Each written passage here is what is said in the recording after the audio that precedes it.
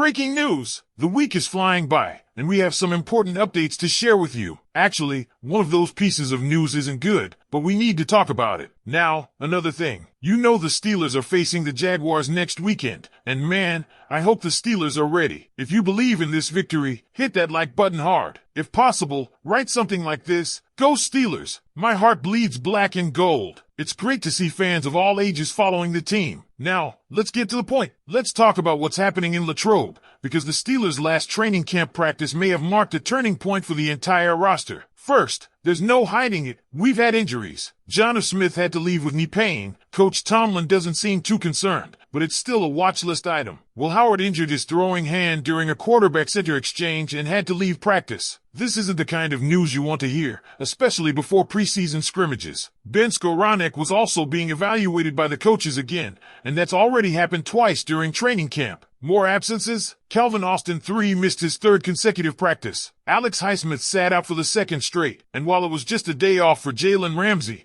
when you add in that Joey Porter Jr. and Darius Slay were limited, it's clear the defense wasn't at full strength. And that's exactly where things changed. Because while the defense was injured or resting, the offense finally came alive, and, boy, did they put on a show. It wasn't just a decent day. It was the best offensive performance we've seen all training camp. Aaron Rodgers looked like a man on a mission. He hit 3 of 3 throws in the 7-throw drill, handing touchdowns to DK Metcalf, Jonnu Smith, and Roman Wilson. That touchdown to Wilson? A ridiculous lateral throw with Roman sliding into the end zone. Pure magic. Freshman Caleb Johnson contributed a rushing touchdown. Will Howard, before leaving practice, found Brandon Johnson for a touchdown, and Jack Sawyer finished with a fumble that forced the offense. The offense won 5-2 in the drill, a remarkable feat, considering the defense had dominated training camp thus far. Now let's pause here because I need to talk about Aaron Rodgers. Steelers Nation, if you had any doubts, let me clear the air. Today, he was razor sharp. Accuracy? On point. Command? Unquestionable. Chemistry? Finally starting to click. All day long, Rodgers was slinging the ball with confidence, dig routes, fades, corners, you name it, he hit it. Scotty Miller, DK Metcalf, Pat Freiermuth, Roman Wilson, he spread the ball around beautifully. And if you don't want to take my word for it, maybe you'll listen to a Steelers legend. Ryan Clark was at camp today and tweeted during practice, I can confirm it. Aaron Rodgers can still really throw the football. It's crazy in person. And this isn't just any former player. Clark is one of Mike Tomlin's closest guys and has never been shy about calling things like he sees them. So when he starts having Super Bowl flashbacks, you know something's cooking in Latrobe. Look, Rodgers didn't have much of an offseason with the team. He skipped most of the voluntary stuff and only did individual drills during mandatory minicamp. So this training camp is his first real test, and each day, he's getting better. Week 1, a little rough, 23 completions on 40 attempts, just 123 yards across 4 practices. But then, week 2 hits, and the deep balls start flying. The completion percentage dipped slightly,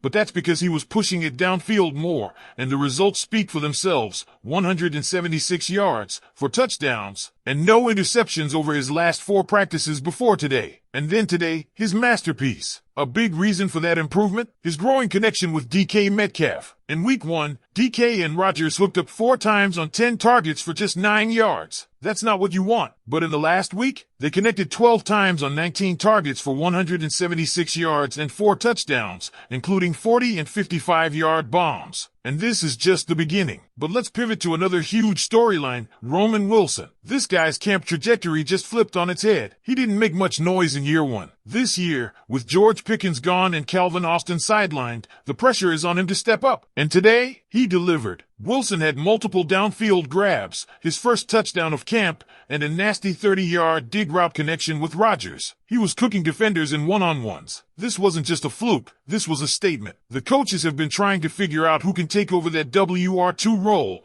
and Roman's starting to prove he wants it. Let's not forget, he might have been WR4 or WR5 on the initial unofficial depth chart, but days like today can change the narrative quickly. His physicality in the run game, his burst on intermediate routes, and now his chemistry with Rodgers, it's all starting to come together. And it's no surprise the Steelers love his background as a blocker at Michigan. You need a guy who can dig out safeties in the run game on early downs, and Roman's that guy. If he can keep this up through the rest of camp and make an impact in preseason games, don't be shocked if he becomes the second most used receiver on this team. Yes, Calvin Austin III is talented, but at under 170 pounds, you can't trust him as a run blocker on early downs. Roman, though, he brings that functional strength and toughness that you need out of your wideouts. Now I want to hear from you. What's your confidence level in Roman Wilson right now? Drop a number between 1 and 10 in the comments. Are you buying the hype, or do you need to see more? And stay tuned, because there's way more to unpack from today's practice, including a rushing game that's finally waking up, trench battles heating up on both sides of the ball, and some rookies making major noise on defense. Let me know when you're ready for more. Just say go and I'll bring you everything that happened next from Latrobe. Let's keep rolling, Steelers Nation,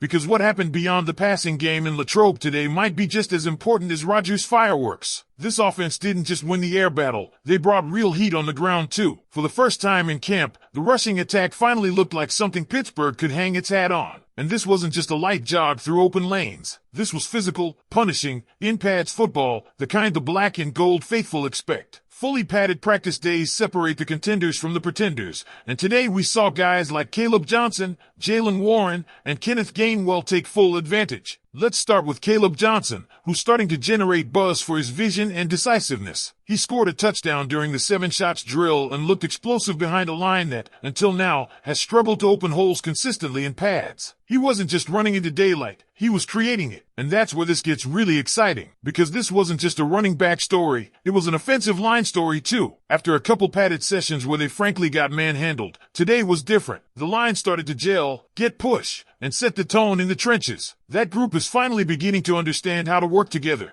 and we saw it show up across multiple phases of the offense. Jalen Warren added to the momentum, continuing to show why he's such a critical change of pace back for this team. And Kenneth Gainwell, he looked smooth, decisive, and physical. The vision these backs displayed today was as encouraging as anything Rodgers did in the passing game. But if we're talking trenches, we can't leave out the battle that's been brewing on the edge, because Troy Fautanu versus TJ Watt has become the iron versus iron showdown that every Steelers fan should be paying attention to. You want to know if your rookie right tackle is ready to start in the NFL? Let him go one-on-one every day with the best edge rusher in the game. And let me tell you, Fautanu is passing the test with flying colors. It's not just that he held his own, he steadily improved throughout camp. And today, he did a pretty darn good job, as one insider put it, of neutralizing TJ Watt. That's not hype, that's earned respect. When you're going up against the reigning terror of AFC North offensive lines and you're not getting eaten alive, you're doing something right. The Steelers believe in Fautanu's potential, and it's easy to see why. This guy is strong, technically sound, and he's learning fast. If he stays healthy, he's your starting right tackle, no question. Now, let's flip the script and talk defense. Because while the offense was humming,